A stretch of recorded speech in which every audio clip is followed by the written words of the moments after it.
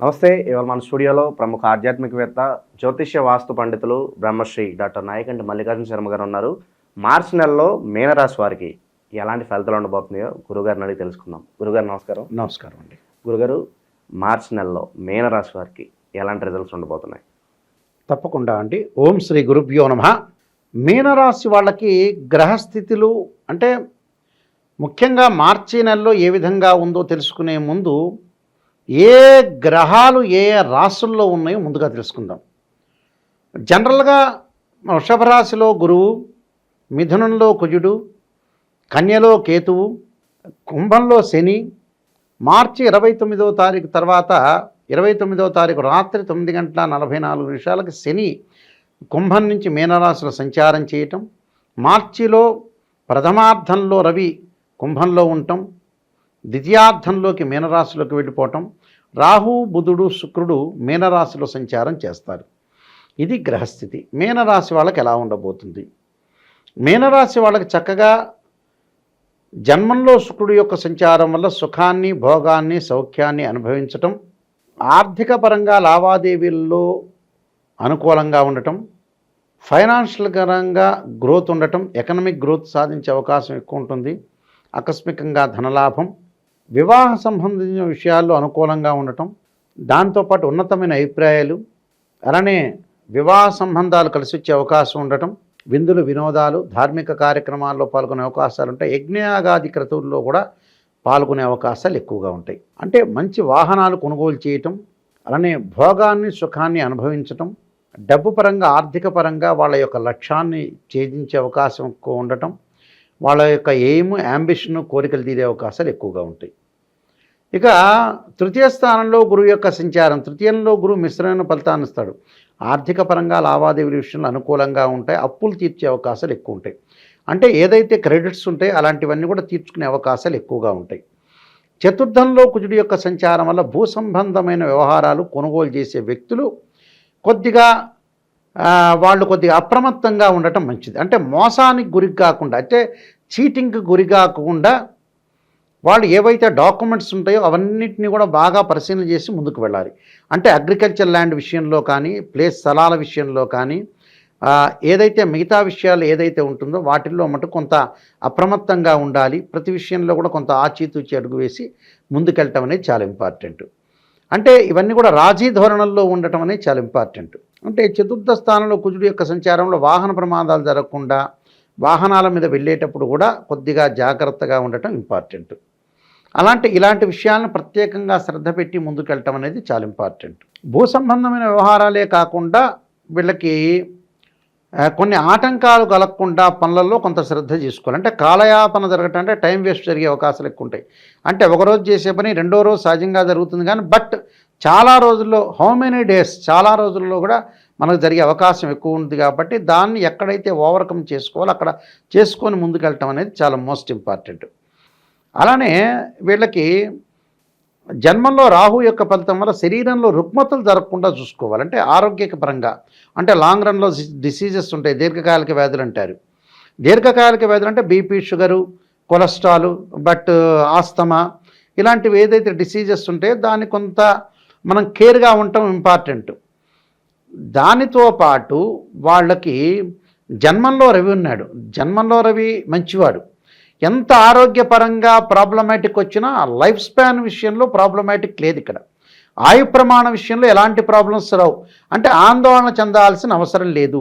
ప్రశాంతమైన జీవితాన్ని చేయండి. నాకు ఈరోజు డిసీజ్ వచ్చింది కదా అని ఆందోళన చెంది జీవితాన్ని సర్వనాశనం చేసుకోకూడదు. దానికి ఒకటి ఏదో మార్గం ఉంటుంది, ప్రత్యామ్నాయ మార్గం అనేది జీవితంలో. ఎంతోమంది డాక్టర్స్ ఉన్నారు, రకరకాల నిష్ణాతులు ఉన్నారు, ఎమినెంట్ డాక్టర్స్ ఉన్నారు, ఎమినెంట్ సలహాలు ఇచ్చే అడ్వైజర్స్ ఉన్నారు, రకరకాల ప్రముఖ వ్యక్తులందరూ కూడా ఇప్పుడు సమాజంలో ఉన్నారు. అలా అని మనం ఆందోళన చెందాల్సిన పని లేదు. కానీ మన ఆరోగ్యాన్ని మనం కాన్సన్ట్రేషన్ చేయాలి. ఆరోగ్య విషయం, డబ్బు పరంగా ఇబ్బందులు, వృత్తి ఉద్యోగ వ్యవహారాల్లో కొంత సహనం పాటించాలి. బంధుమిత్రులతోటి కూడా కొంత ఓర్పుతో వ్యవహరించాలి. లేకపోతే ఏంటంటే వాళ్ళతోనే వీళ్ళ గొడవలు వచ్చే సందర్భం ఎక్కువ ఉంటుంది. కోపం, ఆవేశం బాగా పెరుగుతుంది వీళ్ళకి.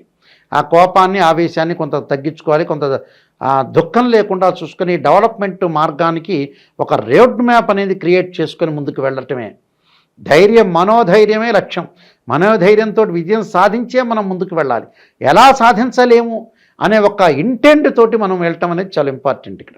దానితో పాటు ఇక్కడ రేపు మార్చి 29వ తారీఖు రాత్రికి జన్మశని వస్తాడు. ఆరోగ్యాన్ని జాగ్రత్తగా చూసుకోండి. అలానే చతుర్థ స్థానంలో కుజుడి వల్ల తల్లి యొక్క ఆరోగ్యం కూడా చాలా ఇంపార్టెంట్. అలానే సప్తమ స్థానంలో కేతు యొక్క సంచారం వల్ల కూడా వైఫ్ అండ్ హస్బెండ్ రిలేషన్ విషయంలో డిస్ప్యూట్స్ లేకుండా కొంత జాగ్రత్త వహించాలి. అంటే ఇవన్నీ కూడా కొన్ని నెగిటివ్ చెబుతున్నారు గురువుగారు అనుకోకూడదు. ఆ నెగిటివ్ను పాజిటివ్ చేసుకొని దాన్ని తిరగదిప్పండి. అప్పుడే మనిషి ధన్యుడవుతాడు. ఎప్పుడు కూడా యథార్థం అనేది కాకుండా ఏదో పాజిటివ్ చెప్పేసి బాగానే ఉందిలే మీకు అనేది కాదు. ఇక్కడ ఎక్కడైతే నెగిటివ్ ఉందో వాటిల విషయంలో మనం జాగ్రత్త పడితే చాలు.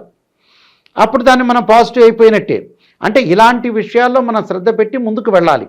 అలానే శని యొక్క ప్రభావం కూడా వాళ్ళ మీద పడుతుంది కాబట్టి సహజంగా మేన రాశి వాళ్ళకి గురుతత్వం రాశులు కాబట్టి శని యొక్క ప్రభావం కొద్ది తక్కువగానే ఉంటుంది. ఈ విషయాలన్నీ కూడా కొంత శ్రద్ధ పెట్టాలి. అక్కడ ఆర్థిక పరంగా పుంజుకుంటున్న సినిమా కళాకారులకి, రాజకీయ నాయకులకి, ఆధ్యాత్మికవేత్తలకి అనుకూలంగా ఉంటుంది. అంటే స్త్రీలకు వచ్చేటప్పటికల్లా నూతన వ్యాపారాలు, అలానే నూతన ఉద్యోగాలు చేయాలనే ఒక అభిలాష ఒకటి ఉంటుంది. విద్యార్థులు కొంత చదువు పట్ల శ్రద్ధ చూపిస్తారు, కానీ చదువుతూ ఉంటారు, వ్యాపకాల మీద ఎక్కువ ప్రయారిటీ ఇస్తారు. ఆ వ్యాపకాలు క్రికెట్ ఇలాంటివన్నీ రకరకాలు ఉంటాయి కదా, అవన్నీ వ్యాయామానికి సంబంధించి మంచిదే, కానీ ఎగ్జామినేషన్ పాయింట్ ఆఫ్ వ్యూ ఇప్పుడు మార్చి నెలలో కొంత జాగ్రత్త ఉండాలి. ఎవరైనా సరే అప్ టు 10th క్లాస్ కావచ్చు, అప్ టు పోస్ట్ గ్రాడ్యుయేషన్ కావచ్చు, వాళ్ళు కొద్దిగా అప్రమత్తంగా ఉండి చదువు మీద బాగా కాన్సన్ట్రేషన్ చేసి ముందుకు వెళ్ళటం అనేది చాలా ఇంపార్టెంట్. అలానే వీళ్ళకి మనోవిచారము, మానసిక ప్రశాంతత చాలా ఇంపార్టెంట్. 1వ వారంలో ధనలాభం కలిగే అవకాశం ఉంటుంది. విందులు వినోదాల్లో కార్యక్రమాల్లో పాల్గొనే అవకాశం ఉంటుంది. 2వ వారంలో వచ్చేటప్పటికల్లా వాళ్ళకి రోగము, బంధు విరోధము, కష్టము, వృత్తిలో అపజయం కలిగే అవకాశం ఎక్కువ ఉంటుంది. 3వ వారంలో కొంత అపకీర్తి, మనస్తాపం, అజీర్ణ వ్యాధులు రాకుండా చూసుకోవాలి. అకాల భోజనం జరిగే అవకాశం ఉంటుంది. 4వ వారంలో కుటుంబంలో సఖ్యతగా ఉంటుంది, భార్యాభర్తల మధ్యలో కలయిక ఉంటుంది. అలానే ధన సంపాదన బాగా పెరిగే అవకాశం ఉంటుంది. కాబట్టి టోటల్గా వాళ్ళకి 75% అంతా కూడా బాగుంటుందని చెప్పొచ్చు. మరికొన్ని రెమెడీస్ చేసుకొని ముందుకెళ్తే చాలు. గురుగారు, మరి మీనరాశి వారు ఎలాంటి రెమెడీస్ చేసుకోవడం ద్వారా మంచి రిజల్ట్స్ ఉంటాయి అంటారు? అర్ధకాయం మహావీరం చంద్రాదిత్య మర్ధనం సింహగాగర్భ సంభూతం తం రాహుం ప్రణమామ్యం అన్నారు. రాహు యొక్క అనుకూలతను సాధించాలి జన్మంలో రాహు. అంటే ఈ మంత్రాన్ని శనివారం పూట కానీ ఆదివారం పూట కానీ చదవటం చాలా మంచిది. అలానే ఆదిత్యాయ విద్మహే శాస్త్రకరణాయ ధీమే తన్నో సూర్య ప్రచోదయానంటే సూర్య భగవాను ఆరాధన చేయాలి, సూర్య నమస్కారాలు చేయాలి. అలానే అంగారకాగ్నే శక్తి అస్తాయ ధీమే తన్నో భౌమ ప్రచోదయాతను అంగారకుడి యొక్క ఆరాధన చేయాలి. దత్తాత్రేయ స్వామి యొక్క కవచము దత్త పారాయణం చేయాలి. విద్యార్థులు ముఖ్యంగా దక్షిణామూర్తి స్తోత్ర పారాయణం చేయాలి. విద్యార్థులు ముఖ్యంగా శనగలు దానం చేయటం వల్ల కూడా వీళ్ళకి మంచి జరిగే అవకాశం ఉంటుంది. అలానే శని భగవానుడు కొద్దిగా బాగలేడు కాబట్టి నల్లని ద్రాక్షారసంతో శనికి అభిషేకం చేయటం వల్ల కూడా శని యొక్క దోషం తొలగిపోయే అవకాశం. ఏమీ ఆలోచన చేయొద్దండి. అన్ని రాసుల వాళ్ళు ప్రశాంతంగా ఉండండి. ప్రతిదానికి ఒక పరిష్కారం ఉంటుంది, భగవంతుడు కల్పించారు. ఆ పరిష్కార దిశలో వెళ్ళండి. మీరు మోటివేషనల్ స్పిరిట్గా వెళ్ళండి, మోటివేషన్ చేసుకోండి. ఎక్కడైతే లోపం ఉంటుందో ఆ లోపాన్ని సవరణ చేసుకొని ముందుకు వెళ్ళండి. స్త్రీయ లోపం పెరుగుట పెద్ద విద్య, లోపం పెరిగిన వాడి పరిపూర్ణుడు అవుతాడు, కంప్లీట్ మ్యాన్ అవుతాడు. ఆ కంప్లీట్ మ్యాన్ అనేది ఎక్కడ లభిస్తుంది, ఎక్కడ అవైలబిలిటీ ఉంటుంది? మూర్ఖత్వంగా, మొండితనంగా వెళ్ళకూడదు. లౌకిక జ్ఞానంతో వెళ్ళటం, ఎక్కడ తప్పు ఎక్కడ ఒప్పు నేర్చుకొని ముందుకెళ్ళామనుకోండి మనకు మంచి జరిగే అవకాశం ఖచ్చితంగా ఉంటుంది. మార్చి నెలలో మీనరాశి వారికి ఎలాంటి ఫలితాలు ఉంటాయి, ఎలాంటి రెమెడీస్ చేసుకోవాలి, చాలా బాగా వివరించారు గురుగారు. ధన్యవాదాలు. నమస్కారం.